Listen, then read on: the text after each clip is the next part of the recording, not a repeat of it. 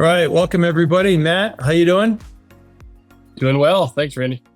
Excellent. Thanks for joining us today. Appreciate it. Yeah, good to be here. Excellent. Well, everybody, this is episode 185 of Tech Sales Insights. Really excited to have Matt Horner with us today.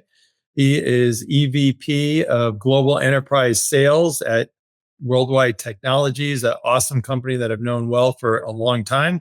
We have a great title topic, Generative AI for the Enterprise Business. And as our sponsor today, we have Eternal. They're an awesome AI company in their own right that helps businesses automate content, operations, improve customer experiences, and a whole bunch of other things. And also is always brought to you by Sales Community. For those that are members, thank you very much. For those that are not, Tucker will put up a free link and feel free to join. Matt's also on our advisory board. So Matt, thank you for that. Appreciate it. By way of introduction, Matt, a long time, lives in St. Louis, half the time down in Florida and Jupiter over on the other coast, not Naples. So we'll have to get you guys over to Naples. Was telling me he's very proud of his 4 kids, 3 girls, 1 son, all out of college. So I know what that's like. Just recently. Awesome. Very, very cool.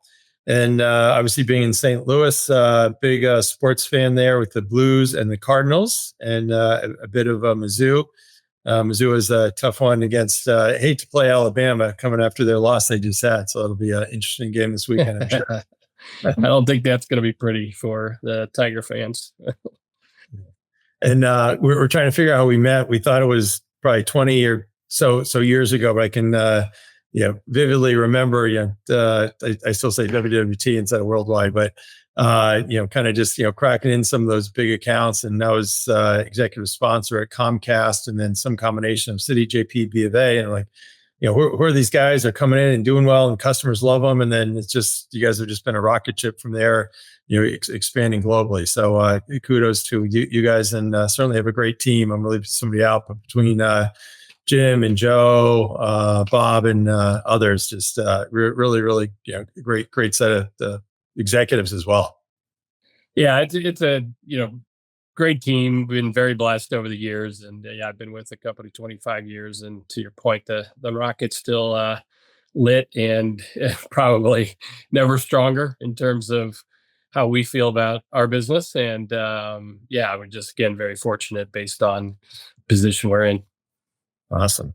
So to help with, and again, I've known you, personally, obviously over the years, but always kind of very open, sincere, genuine, authentic, great partner. If a customer needs something, you're all there. You're not one that kind of sits. You run a large team, but always happy to get your fingernails dirty, no matter what it is or how it is or anything else. And over the years, obviously, there's always bumps and bruises all along the way with supply chain and vendors and proposals and everything else, but you're always true to your word and always got things done. So for me, thanks for that.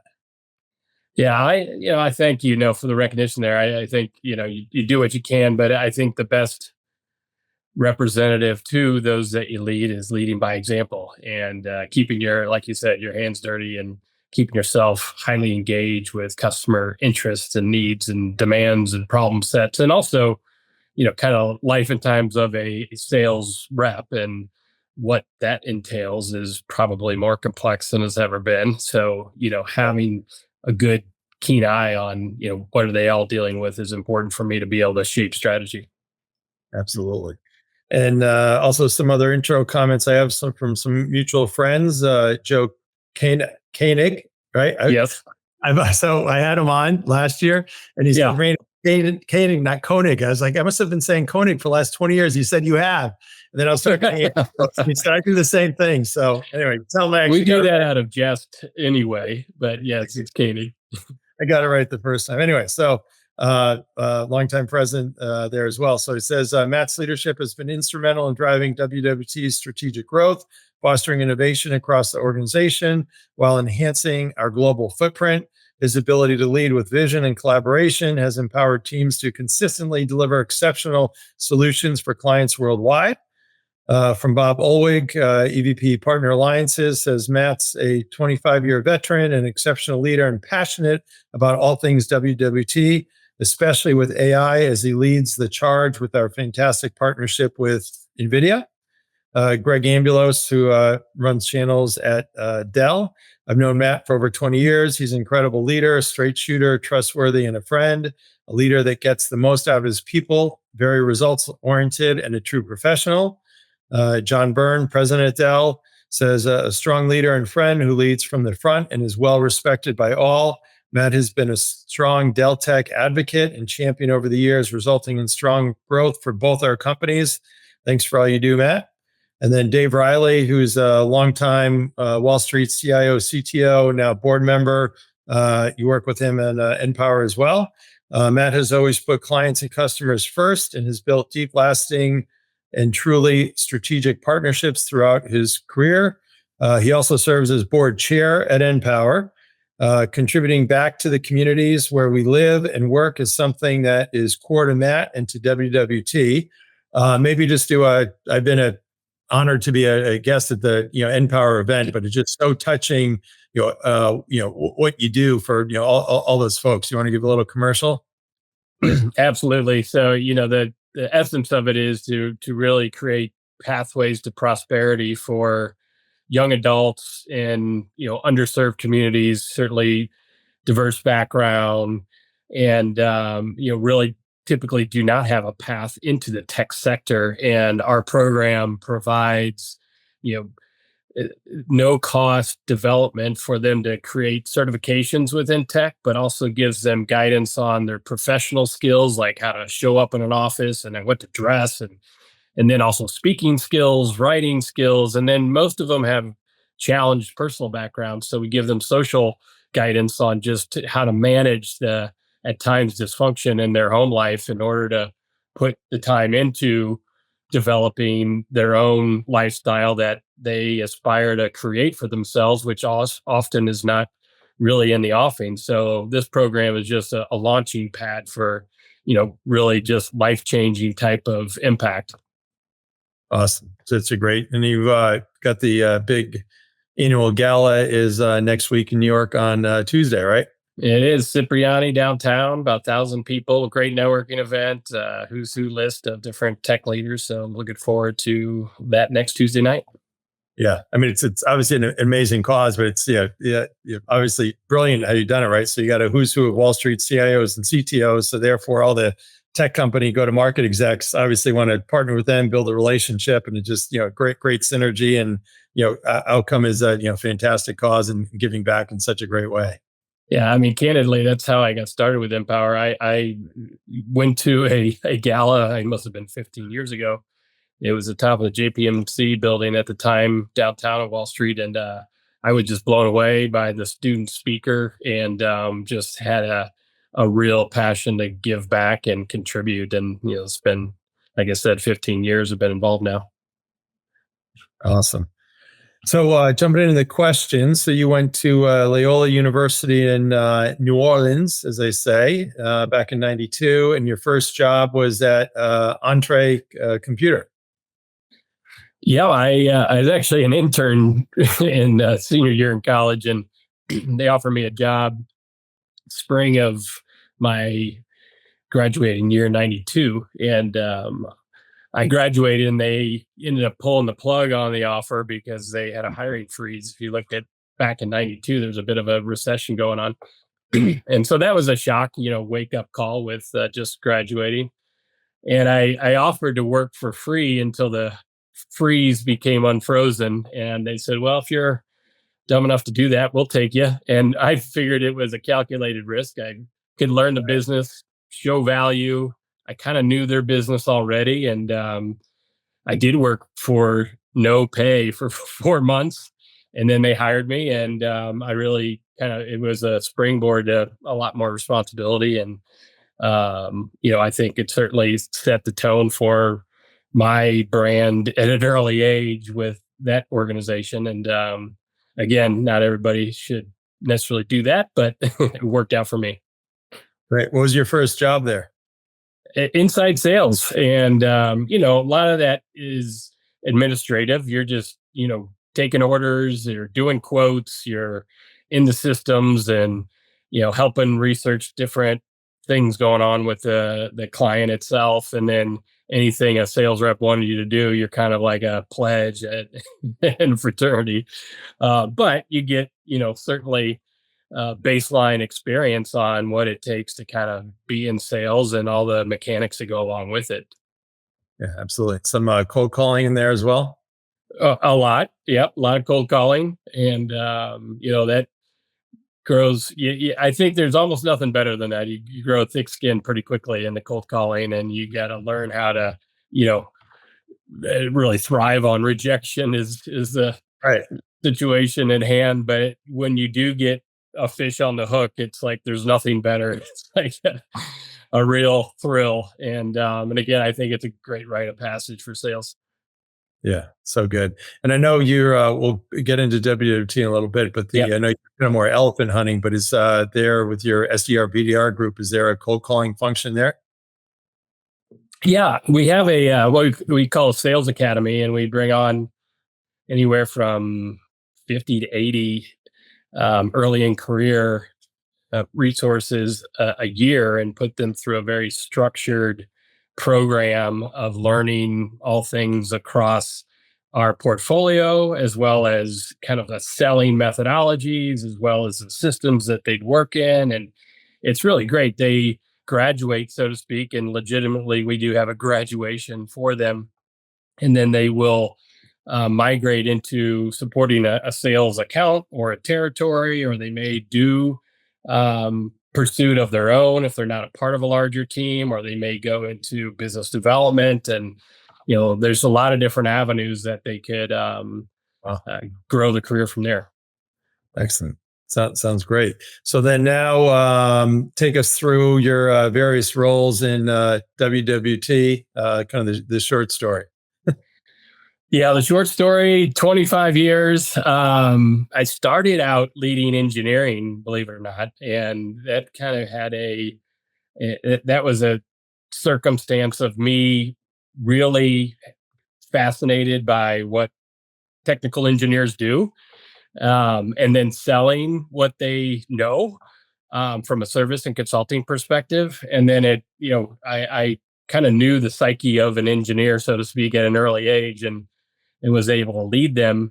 So I actually came on to Worldwide as a tech leader, and brought over engineers from my previous organization, and grew that services arm for the first 12 years or so. Now, again, I've always had a bias towards selling and relationship development. So I was kind of a nice weapon for the company as I led services and knew that side of the business, and also engaging with clients, but flipped to a direct sales role.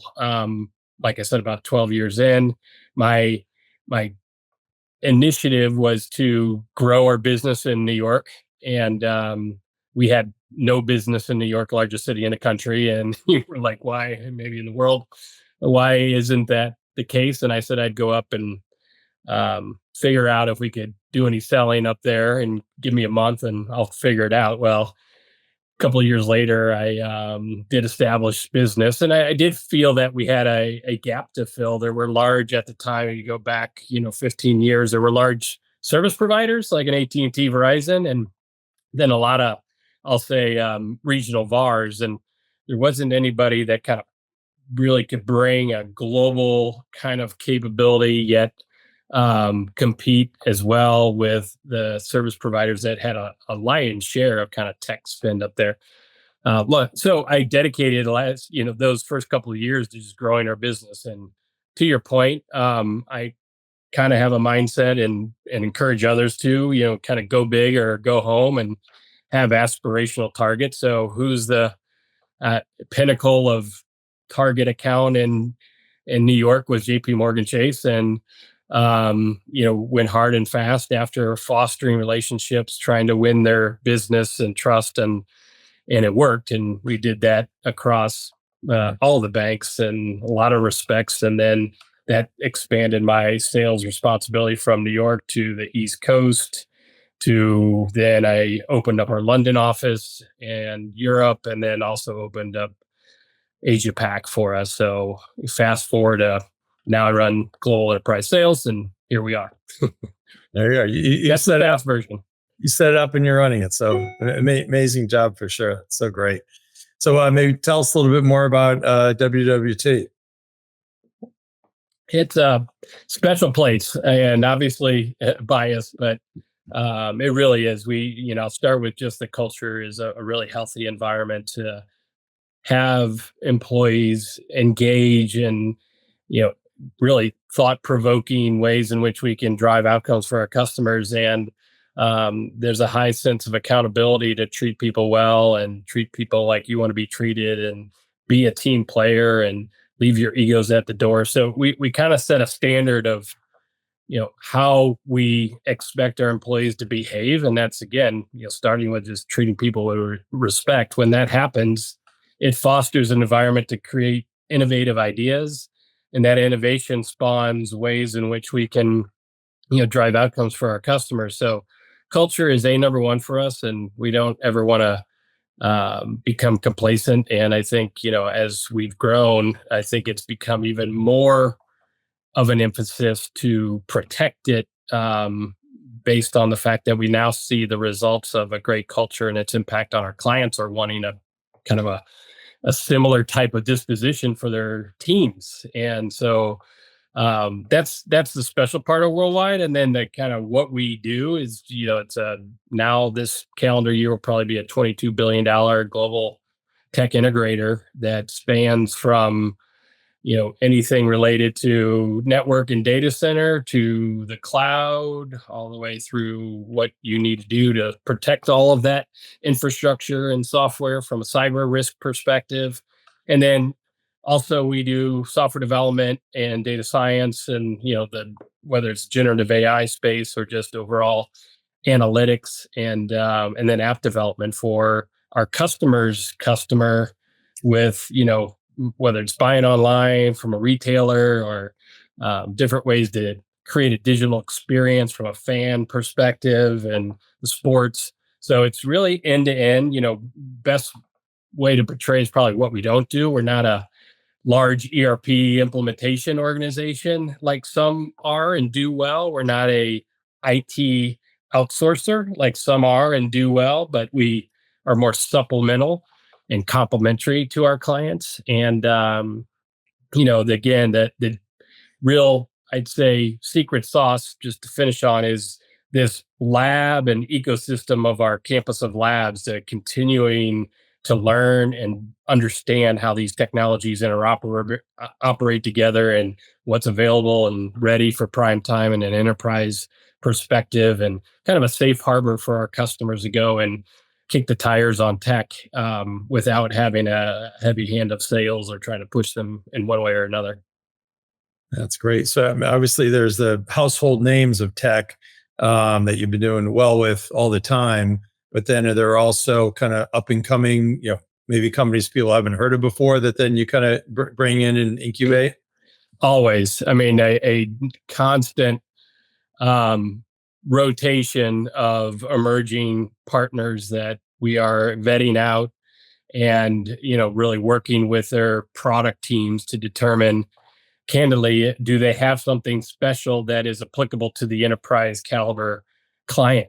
And that's not always the case. There's some really special tech that, again, just doesn't have the scale or may not have the risk appetite from an enterprise perspective. So we kind of look at it from that lens is this Bank of America ready? Is this JP Morgan ready? Is this, Texas Instruments ready? Whoever it might be.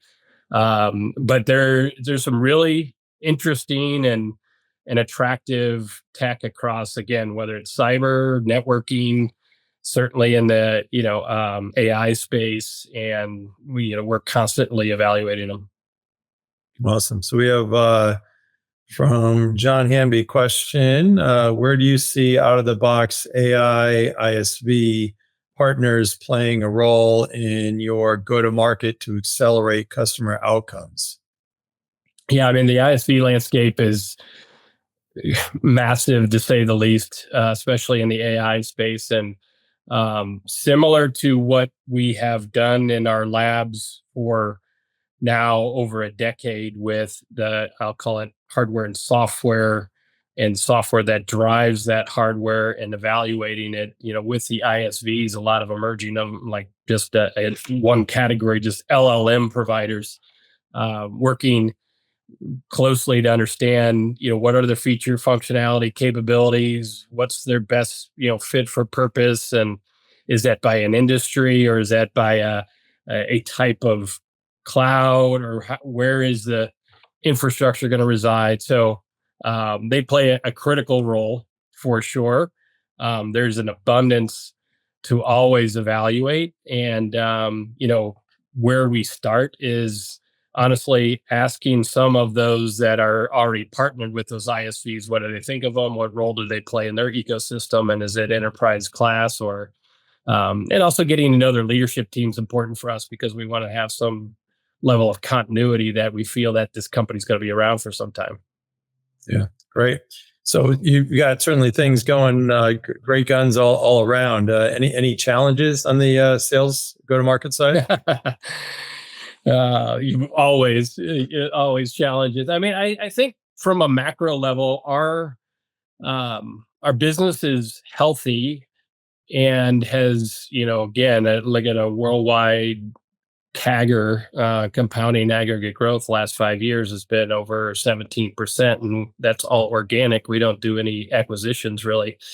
So that's just adding people and continuing to get additional coverage on our accounts. But this year's been an interesting one. I think there is a pause in the enterprise space to some extent for two reasons. One, let's not move forward with our normal modernization initiatives till we see what Gen AI is actually going to mean to us and what our strategy and how we're going to put it to use.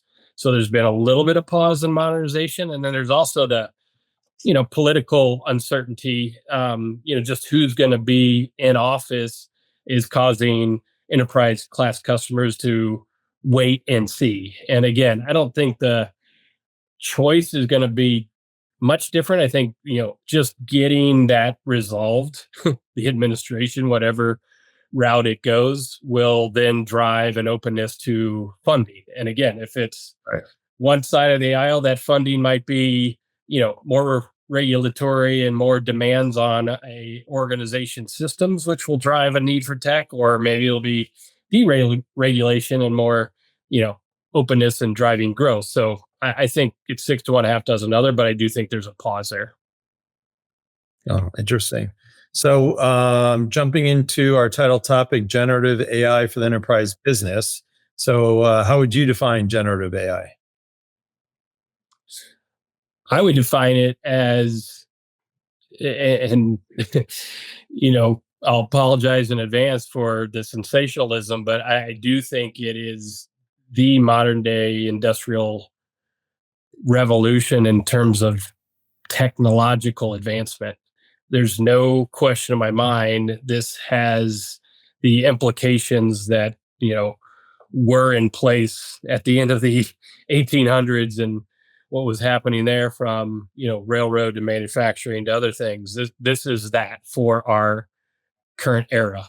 And why I believe that is, I've had the good fortune of being our executive sponsor to NVIDIA and worked very closely with them, and we have for 10 years. So we didn't just jump on the bandwagon. We've been working with them for 10 years on what's been coming there, and it's been impressive, and it has outpaced anybody else that's been in place from a mature chip manufacturing perspective. And now, they've kind of gone from autonomous car and gaming to what will require modernization of every data center around the world.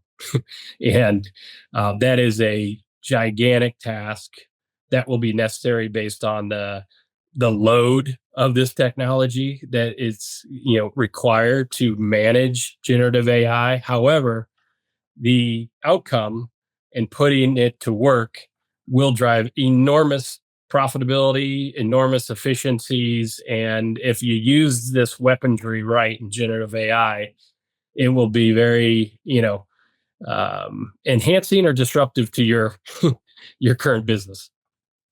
Yeah, amazing. And I mean, it's insane probably to think about, but there's just huge changes coming probably for the sales process, right? There is. I mean, and we're experimenting internally as much as we're advising and creating generative AI use case applications externally. Um, but it's really a matter of get in the game. I mean, there has to be use and, as you know, prompting into these engines to have them learn. Again, we talked a little bit about chat GPT prior to this, and yeah, that was a great, door opener for everybody to get exposure. But then you need to curate, that's for the I'd say, you know typical civilian, and all of us as consumers. However, for your business to create competitive advantage, you need to create that intelligence. And we all have it. We all have docs here, and we have spreadsheets there, and information on customers' likes there. It's aggregating that in your data sets and then using it to your advantage to make it a more personalized engagement with your customers, to make them more at ease, right? To engage. So we're experimenting with a number of different models that are working really well. Awesome. But going down the path, it can also be a little dark or a little leery, right? So, what type of things that people need to be mindful of? Yeah, I mean, the dark side about it, I mean, in its simplest terms, is there's going to be trial and error. There's going to be hallucination. So you can't necessarily depend on these models early on, especially as you're training them. And then we're getting a little technical, but I mean, if you're doing research on a client and you take it for face value and don't do maybe a backup check, you don't want to put your foot in your mouth, so to speak, with a client, and that really wasn't one of their initiatives, or that wasn't really something that they had a problem with, and it was just, again, populated because of whether it's deep fake or other things that can be malicious. But in this day and stage, you have to double check the work of anything generative AI. However, the more prompts, the more hallucinations that are corrected. And again, we had I would say, a journey really starting about this time last year. We started different prompts for different Gen AI solutions that it was just frustrating. And then there became probably February, March timeframe, after 9 months of just pushing on this wheel, it started to get some rotation. Like, wait a minute, this actually has some scale. This has some ability to give us efficiencies that we didn't expect, and now it's starting to perform for us. Well, so you also have a saying, preparation for separation. Yep, yep, yeah. I mean, I think in sales that's critical. Every client has salespeople coming at them by a truckload, or an entire stadium of people that want their attention, and it's absolutely critical that you bring something that I don't know if it's catch their eye, but certainly make it where, okay, this is different. And in order to create that differentiation, you have to exhaust, kind of what that mindset of that client may be.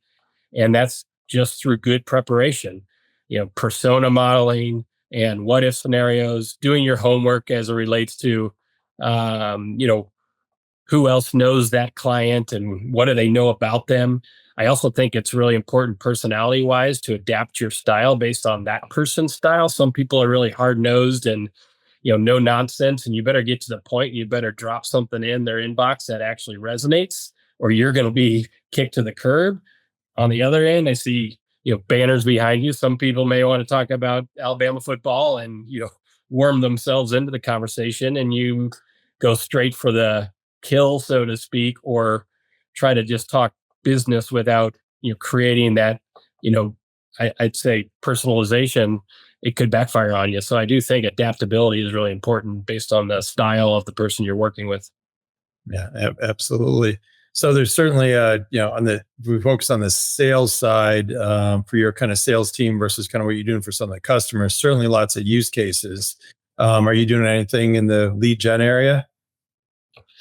Lead gen would probably be overstated. What I will say, like what we've been able to do, I'll call it create a RFP assistant, generative AI model. And essentially, we've taken all of our responses to RFP, jammed them in, inserted them into this model, and then we started prompting all kinds of different questions that may come from a variety of different customers. And what we found and that's the very short version, but what we found by pooling all of our RFP responses and proposals and then querying or really ingesting with prompting to the model kind of questions that we wanted to answer, what we found was it became an excellent way to create unsolicited proposals. And as you create unsolicited proposals that are fit for purpose, maybe around cyber resiliency or maybe around employee experience or things of the like, we can get additional at bats, so to speak, in front of the customer. And so that's just one example where lead generation has expanded because we've got more time because of generative AI to do that. Yeah, amazing. By chance, Eternal is doing a lot of that as well. So maybe we'll have to get you guys huddle afterwards. So we have from LinkedIn user a question: what impact do you believe AI will have on enterprise relationships? Well, yeah, there's no question. Every enterprise needs to adopt, just like we are as a company, and it doesn't matter what industry you're in. The development and creation of your own intellectual property with LLM, so to speak, your own modeling, and the reason is it's twofold. One is if you don't, your industry is going to be disrupted. There's close to $1 trillion that the web scalers and other investors have put into generative AI just in the last 2 years, over close to $1 trillion. They are putting that money in there to disrupt the legacy industry verticals that are banking, that are healthcare, that are manufacturing, whatever it might be. So it's coming. So enterprises need to get on board with how they create their own company-wide skill sets and leveraging it. The second, I'd say, bookend is, okay, if you ignore that, you can't ignore the potential cyber attacks that are using generative AI to create deepfakes and to disrupt your organization using AI, that you have to be also prepared from a defense perspective. So you're getting it from both sides here as it relates to how will sales, being an advisor, being savvy about AI will be an asset for you as a seller, because again, enterprises will trail the web scalers and the bad actors in terms of adoption of generative AI. And if you can be a trailblazer in a sense and have a passion for learning around generative AI, you can be, again, seen as an advisor, which I think will create the right rapport and credibility to move you down your opportunity, kind of track.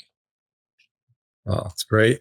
And from a relationship perspective, I mean, your business is obviously very diverse, but traditionally a lot of the largest accounts, right? Call them elephants, but a lot of those largest accounts. So within those large accounts, there must be a lot that you have going on to always be kind of improving the relationships, refreshing them, even for those that how can you make sure you get closer? For those that you don't know, kind of how can you get close with them? Is there a lot that you're doing there? There is. I mean, we do not, go way down market. We're not small medium Right. business. It's more enterprise class. So our, instead of like net new logos, ours, net new relationships. So when you look at an enterprise class organization, they have many lines of business. They have many leaders that probably compete for different budget from the CEO. And then there's a lot of influencers that come from the strategy office, the chief data office, and the board and so forth. So our I'll call it net new logo in the enterprise space is net new relationships. So yes, there's a very structured and obvious target, which is CIO, CTO, CISO. But then what are the adjacencies within the line of business as well as other influencers that would be a receptive audience to be an ambassador or be at least an advocate for the kind of solutions that we can bring.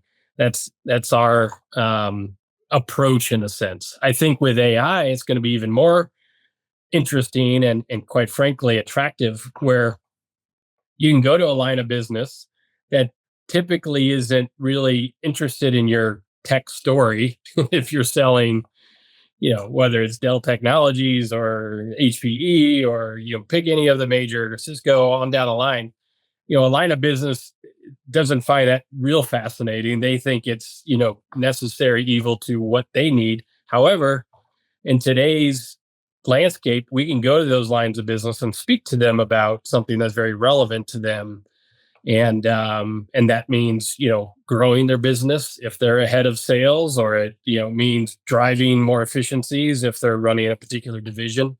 So I think that's exciting, and I do think there's a first mover advantage if you get out of your comfort zone within the normal tech stack of relationships and create those again, advocates that are maybe abnormal to the typical selling. Oh, great. So thanks for those that have asked questions. As a reminder, we've got Matt Horner, EVP at WWT, awesome sales and go-to-market executive. So others that have any comments or questions, feel free to chime in on.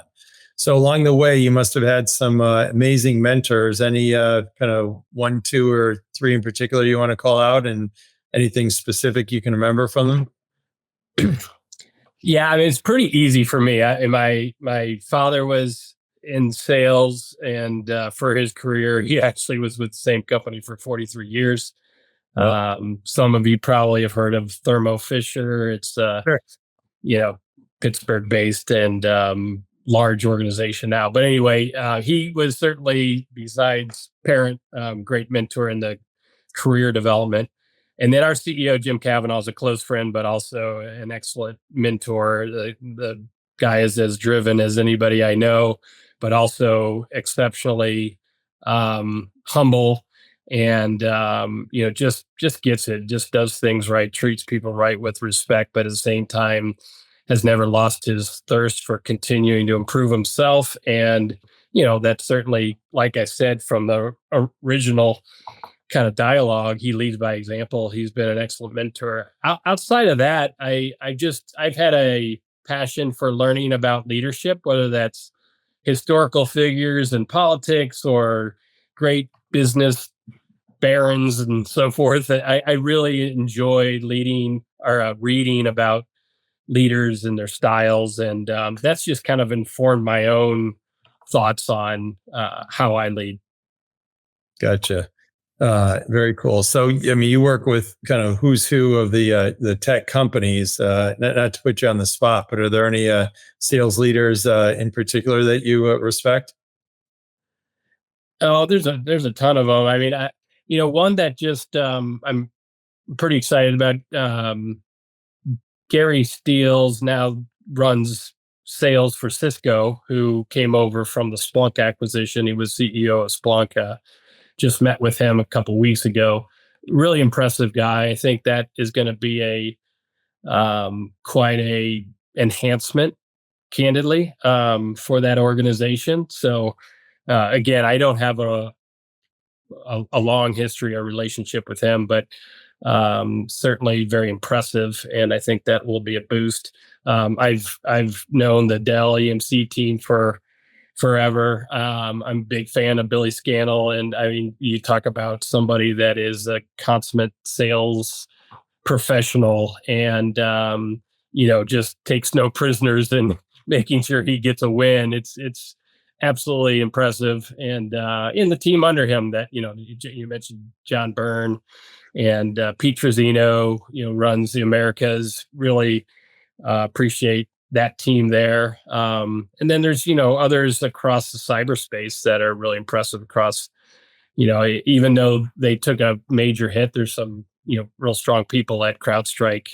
And again, I think they are learning from what they have experienced as they should, and I think they'll come out stronger for it, including their CEO and so forth is I think a first class person. But no, I mean there's a lot of great sales leadership across our tech space, and candidly, that I think makes all of us stronger and makes this industry so special because we do have excellent leadership across many of these different OEMs and the software providers. Microsoft has excellent sales, always has. I mean, their ability to adapt throughout the years has been absolutely amazing.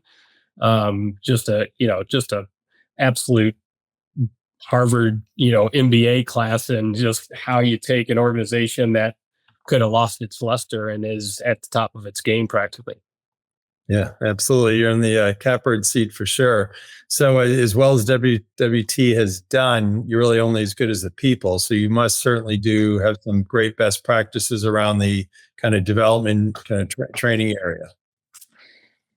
Yeah, that's a tricky one because as your audience knows, the tech landscape has certainly changed from the Apple and IBM desktop to just this vast interconnected web, and so many nuances and niche types of skill sets to know.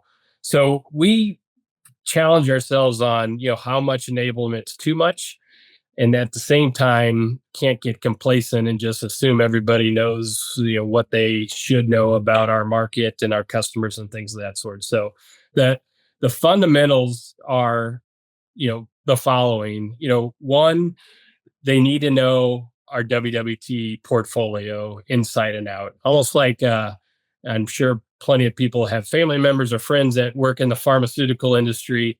You need to know these medicines or products, and they go through weeks and weeks of boot camp before they even release them to a selling mode. We kind of take a similar type of approach around our business model, our go to market, to make sure you know it inside and out, know the pitch, know exactly how to differentiate for the things that we do. Make sure that you know how to apply the culture into the selling process and why that's so important to create teamwork. So, one, bare bones is our own portfolio. Then, two is, as for an example, you look at what's emerging. So we need to stay ahead. I'd say 3 years ago, maybe four, we had a major surge around cyber, and so we put in mandates to go and learn Apollo's technology stack, Fortinet's technology stack, SentinelOne, whoever might be. We put in the kind of top three security, Cisco, and made sure our reps knew and our engineers were certified on those technologies. In the AI space, it's not necessarily as organized as, again, you've got Fortinet and Palo and on down the line, the security stack. There's a lot more nuances. So we put in our own, what we call an AI driver's license. So in order to be able to be comped and recognized on, for instance, NVIDIA or AMD or the types of services we want to do around generative AI, we put together we use a learning module called Amplify, and you go and test through it. And there's also kind of one-on-one just to assure that you've gotten the content and it resonates and you just didn't whip through it, so to speak, in a fashion. So it's a very well structured program to make sure that everybody is savvy about just the basics of AI. And then also we had over 2,000 of our people mandated to get certification around the NVIDIA buyer's journey, as they call it, to be savvy in that space too.